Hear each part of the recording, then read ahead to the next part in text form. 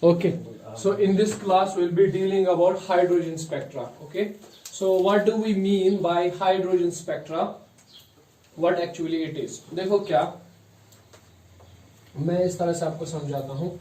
हमने energy of electron पढ़ा था. हमने कहा था कि energy of electron in any nth shell, energy of electron in nth shell, कोई भी शेल आप लो nth शेल और उसमें देखो आप इलेक्ट्रॉन की एनर्जी कितनी होती है. ठीक है, तो that was En which was equivalent to minus 13.6 divided by n square into Z. तो हाइड्रोजन एटम के लिए हम बात करें तो Z1 आएगा, इलेक्ट्रॉन वोल्ट्स. ठीक है, where n denotes the number of shell. ठीक है, कि किस शेल में इलेक्ट्रॉन रिवॉल्व कर रहा है. ठीक है, से फॉर एग्जांपल मैंने कहा था this energy is quantized. Okay, this energy is quantized, fixed. This energy is fixed. As long as electron is revolving in a particular shell, its energy is fixed. Okay, it neither loses that energy nor gains that energy. Okay, सिर्फ एक ही condition में ये अपनी energy को loss करता है या gain करता है. दैट इज, या तो ये एक्साइटेशन में अपनी एनर्जी को ये करता है, चेंज करता है, या फिर डी एक्साइटेशन में. ठीक है, What is excitation and what is de-excitation? Excitation का मतलब होता है कि जब ये जंप करता है from lower to higher shell. Okay, it jumps from lower to higher shell. जब इलेक्ट्रॉन जंप करता है from lower to higher shell, lower से higher shell में इलेक्ट्रॉन जंप कर गया तो उस टाइम पे वो अपनी एनर्जी चेंज करेगा. ठीक है, इस तरह से अगर इलेक्ट्रॉन de-excitation जंप करता है from higher to lower shell, higher to lower. Okay, देखो लोअर शेल से हायर शेल में जंप करने के लिए इसे एनर्जी को गेन करना पड़ेगा. It has to gain energy. अगर ये एनर्जी गेन नहीं कर रहा है तो मतलब ये जंप नहीं करेगा. ठीक है, इलेक्ट्रॉन को अगर लोअर शेल से हायर शेल में जाना है तो इसे एनर्जी गेन करनी पड़ेगी. ठीक है, आपको एनर्जी सप्लाई करनी पड़ेगी तब जाकर वो जंप करेगा. Okay, so excitation I can say is an endothermic process. Okay, excitation I can say is an anorganic process or endothermic process. Anorganic process. ठीक है, मीन्स ये कि जब आप एनर्जी सप्लाई करोगे तब ये एक्साइटेशन होगी. ठीक, लेकिन डी एक्साइटेशन में क्या होगा, इलेक्ट्रॉन ऑलरेडी हायर शेल में प्रेजेंट है और वो लोअर शेल में जंप करेगा. ठीक है, तो जब वो लोअर शेल में जंप करेगा तो वो अपनी एनर्जी को क्या करेगा, लॉस करेगा. ठीक है कि नहीं. So when electron jumps from higher shell to lower shell it loses energy. So therefore we can say it is an exergonic या एक्सोथर्मिक प्रोसेस. इसमें एनर्जी इवॉल्व होती है. ठीक है कि नहीं, है ना. So there are two types of processes, either excitation और डी एक्साइटेशन. राइट, ठीक है. अच्छा, चलो हम डी एक्साइटेशन की बात करते हैं. अगर यहां पे ये वाला शेल है, let us suppose it is N I. Okay, initial shell, higher shell. Let me write it, higher shell. It is some higher shell. Okay. उसके बाद let us say this one, it is NF final shell, or we can say it is lower shell. Is that correct? कोई electron यहां पर present है इस वाले shell के अंदर, हायर शेल के अंदर. ठीक है, अब इसने क्या किया, इसने डी एक्साइटेशन कर ली, ये सीधा आ गया लोअर शेल के अंदर. ठीक है, this is D excitation. What is doing, D excitation. Okay, ये डी एक्साइटेशन कर रहा है, हायर शेल से लोअर शेल में आ रहा है. लेकिन जब ये हायर शेल से लोअर शेल में आएगा तो what will happen, it will emit energy, it will lose energy. Okay, है ना. क्यों, क्योंकि हायर शेल में जब ये था एनर्जी ज्यादा थी, जब ये लोअर शेल में आएगा एनर्जी कम हो जाएगी. तो वो जो एनर्जी कम हो जाएगी वो कहां जाएगी, it will loss energy. Is that correct. Okay, अब ये जो एनर्जी ये लॉस करेगा, ये लॉस हो जाएगी in the form of radiations. Okay, in the form of waves I can say. ठीक है, ये एनर्जी जो लॉस हो जाएगी ये हो जाएगी in the form of waves, ये एनर्जी लॉस. ठीक है, डिपेंड करता है उस वेव की वेवलेंथ पर. डिपेंड करता है ये जो वेव यहां से निकली उस वेव की वेवलेंथ पर. ठीक है, कि किस तरह से एनर्जी इमिट होगी, whether it will be in visible portion, whether it will be in ultraviolet portion or it will be in infrared portion. समझ आ रही है बात. मतलब electron can emit energy when it comes from higher shell to lower shell in the form of radiations. Those radiations can be electromagnetic radiations. Those radiations can be, actually all of them are electromagnetic. Those radiations can be visible, ultraviolet or infrared radiations. Okay, they may be any type of vibration. These depend करता है किस चीज पे, depend करता है खाली एक चीज पे कि वो किस शल से किस शल में आया है, ठीक है. और in other words, what is the energy gap? Okay अगर मैं तुम लोगों को बोलूं ये कितनी एनर्जी लॉस करेगा, तो आप बोलोगे sir equal to this energy gap delta E. ठीक है, whatever is the energy gap, ये बराबर उतनी ही एनर्जी को क्या करेगा, इमिट करेगा. ठीक है कि नहीं, है ना. तभी तो ये हायर शेल से लोअर शेल में आ जाएगा. ठीक है. Okay, let's try to do some mathematics here. Okay, say for example we have like this way. Say delta E किसके बराबर आएगा, it will be, you can say it is energy in ENI, energy in higher shell minus ENF, energy in lower shell. ठीक है, the difference of energy levels is the energy which it emits. Okay, so it is ENI minus ENF. ठीक है, इतनी ही energy emit करेगा ना ये. तो delta E किसके बराबर आएगा, जरा यहां पे मुझे बोलो. Delta E will be equal to, शाबाश, ENI किसके बराबर है, energy of any shell, I have written it, minus 13.6 divided by n square, है ना. So higher shell की एनर्जी क्या है, minus 13.6 divided by ni square in terms of electron volts. Okay, I am writing the expression in electron volts. Minus lower shell की energy क्या आएगी, it will be again minus 13.6 divided by nf square. Okay, but the whole thing is in electron volts, please remember that. Okay, so we can say delta E is equal to, this is minus minus plus, let me write this plus term first.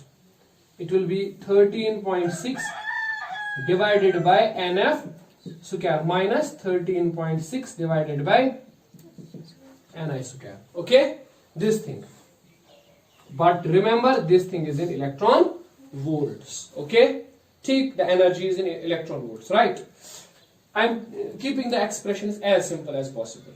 Okay, so delta E can be written as minus, okay, 13.6 we take common, and then it will be 1 by NF square minus 1 by Ni square electron volts.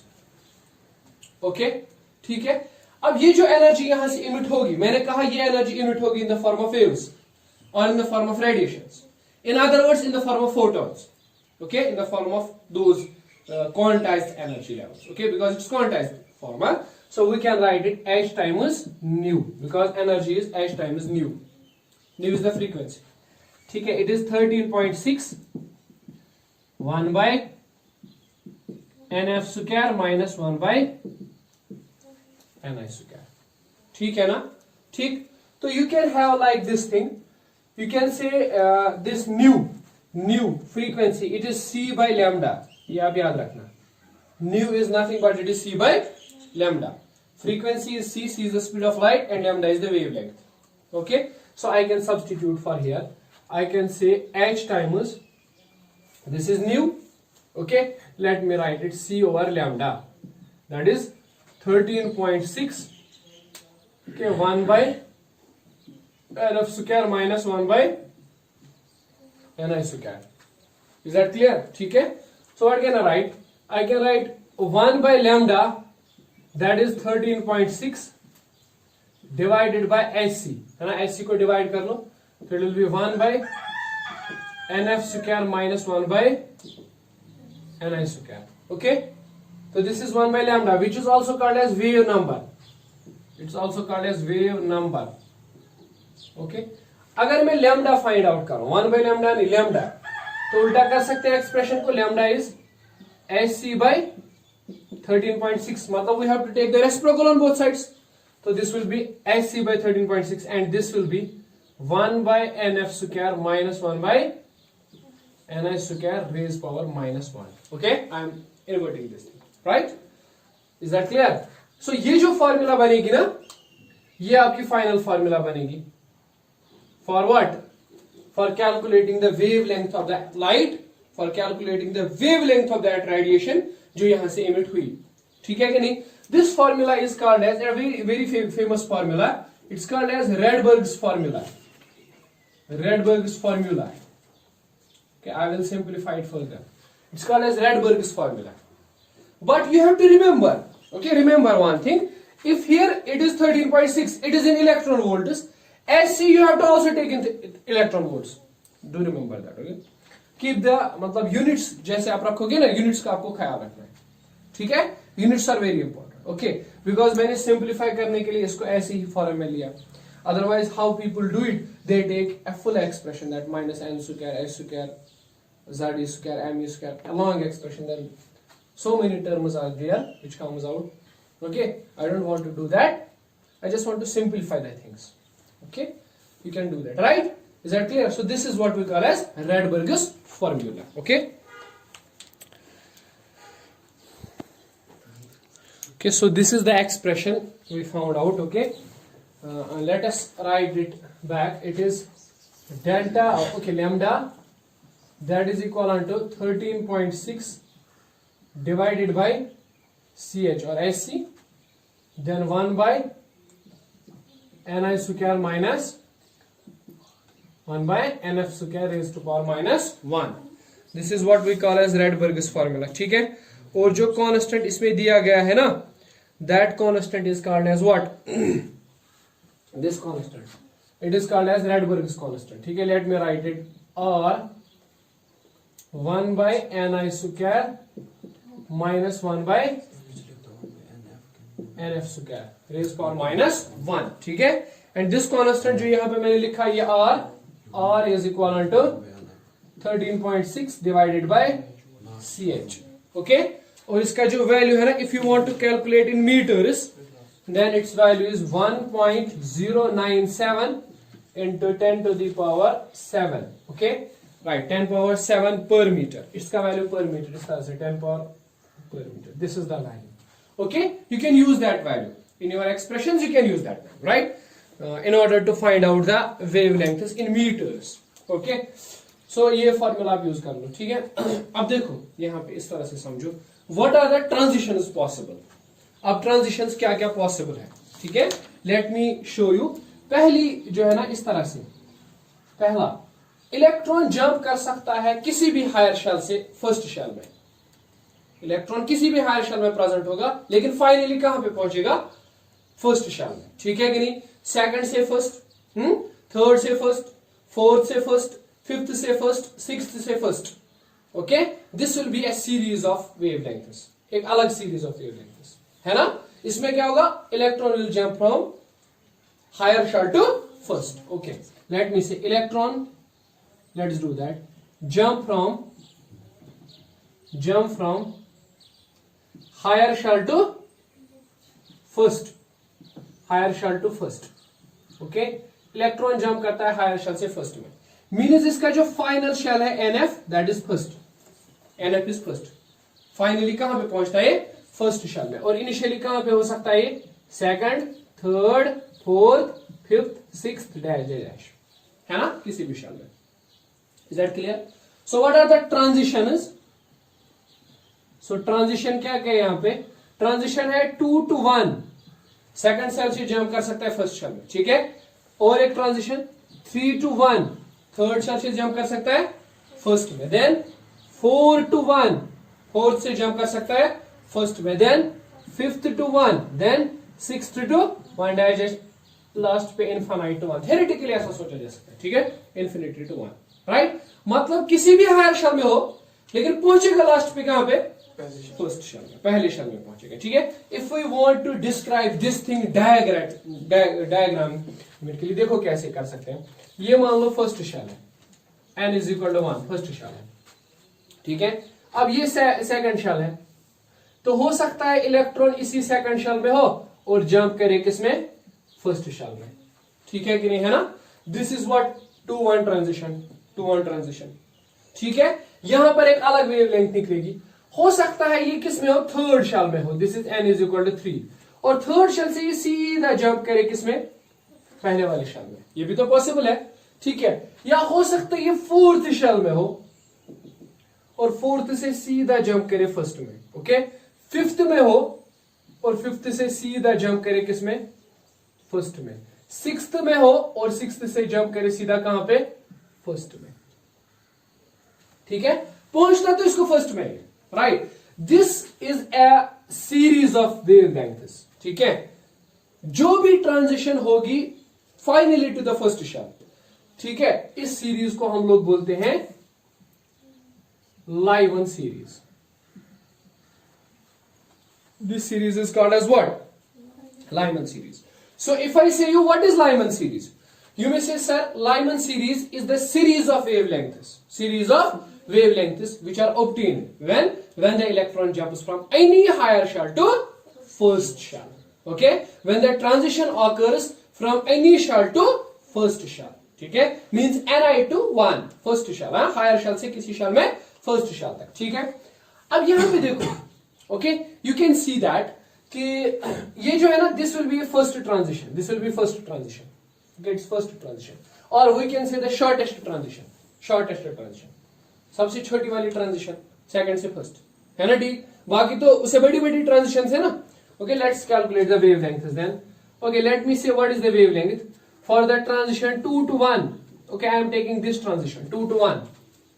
Okay, tell me as per this formula, this is r, then we have 1 by ni, initially कहां पे था, second को 1 by 2 square minus 1 by nf, nf finally कहां पे था, 1 में 1 square raise power minus 1, तो lambda is r, that is 1 by 4 minus 1, this will be 3 by 4, then we have raised power minus 1, है ना। So lambda will be r 3 by 4 raised power minus 1, तो lambda will be r, इस 3 by 4 को minus 1 आएगा तो it will be 4 by 3। Okay, this is the first transition, you can say it is 4 divided by 3 into r के बदले आप रफली कोई वैल्यू सब्स्टिट्यूट करिए। चलो 1.107 है, I will take it 1 into 10 power 7 almost। ठीक है, right, so what is 4 divided to 3? Okay, you can do that, that's 4 divided to 3, that is 1.3, okay, that's 1.3 into 10 power 7 meter। Okay, this is the wavelength which is obtained। Okay, is that clear, right? So this is called as limiting line, it's called as what, limiting line of Lyman series, limiting line of Lyman series। Okay, you can similarly calculate it for 3 to 1 transition, am I right? Then you can go for 4 to 1 transition, 5 to 1 transition। Okay, so in general what is the formula, lambda is r 1 by, okay, this is ni final shell, means first, so 1 square minus 1 by nf square raised power minus 1, this is the formula for Lyman series। ठीक है, this is the formula for Lyman series, है ना। Lyman series के लिए क्यों ये formula है, क्योंकि ni initial shell last पे 1 है। Okay, or sorry final shell, sorry there is a mistake, it's nf square ni square, sorry, minus 1 square। Okay, is that clear? This will be our final formula। Okay, I think you can do that। Okay, let's move to second series। अब जरा बता, second series क्या होगी, electron will jump from any higher shell to second shell. अभी first में आ रहा था ना फाइनली, अब क्या होगा, electron will jump from any shell to second shell. Okay, what will be the transition is then, जरा मुझे बताओ। सेकंड सीरीज हम बात कर रहे हैं, ठीक है, it's called as Balmer series, Balmer series. Okay, what is Balmer series, right, when electron jumps from any higher shell to second, nf is 2, final is 2, initial may be 3, 4, 5, 6 dash। Okay, so let's make the diagram, it is like this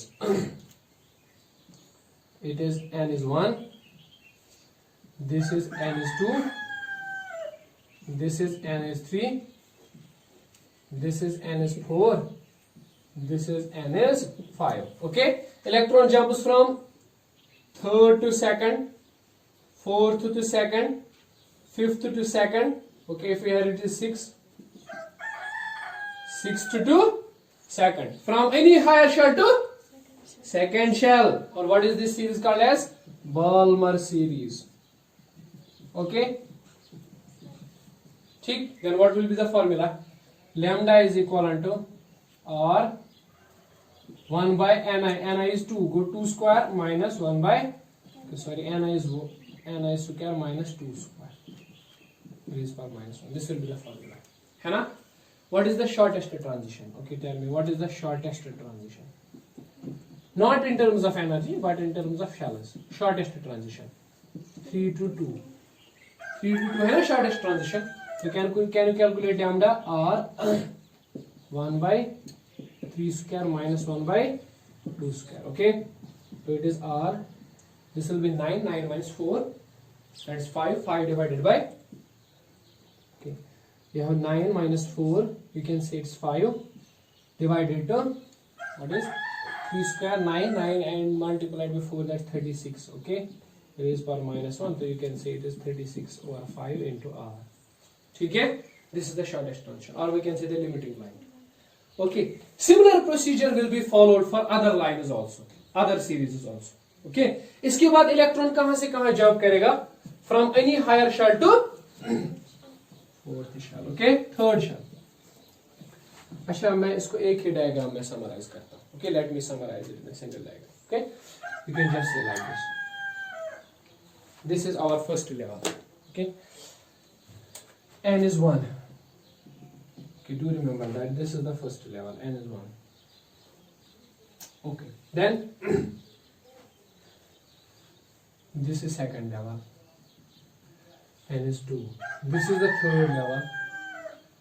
N is 3. As you go up, the energy gap decreases.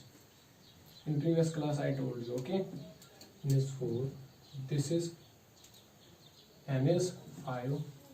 This will be N is 6. This will be N is 7. Okay, let us plot one more. Okay, N is 8. Okay, ठीक है. तो अब जरा कहते हैं क्या होगा. सबसे पहले electron can jump from any higher shell to first. This is the transition. Any higher shell to first. Any higher shell to first. Any higher shell to first. Okay, this is what is called as Lyman series. Okay, है ना? Then any transition to second, any to second, any shell to second. Then this transition is called as Balmer series. Okay, Balmer series. Right? इस तरह से any to third. Then it is called as Paschen series. ठीक है. Then where any to fourth. This is called as bracket. Lyman bracket. Okay. Bracket series. Okay. Then any to fifth. Write this. What is this series called as?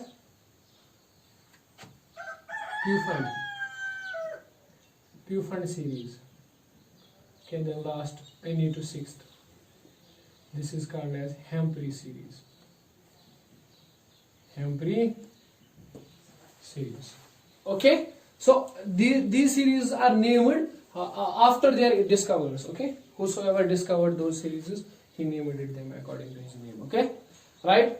Just like this series was discovered by Lyman, so it's called as Lyman series, right? This Balmer series. Okay, you can remember that by using this thing. Slow BP, then BP high. Okay, remember this, right? You may be able to recognize it. Slow BP high. Okay, so this is Lyman, Balmer, Paschen, bracket, Pufund, Humphrey. Okay, ठीक है. Now what is your task? Your task is to calculate the formula for every series. Okay, just like I have written the Balmer series formula like this. Okay, write down the formula for every series. First thing.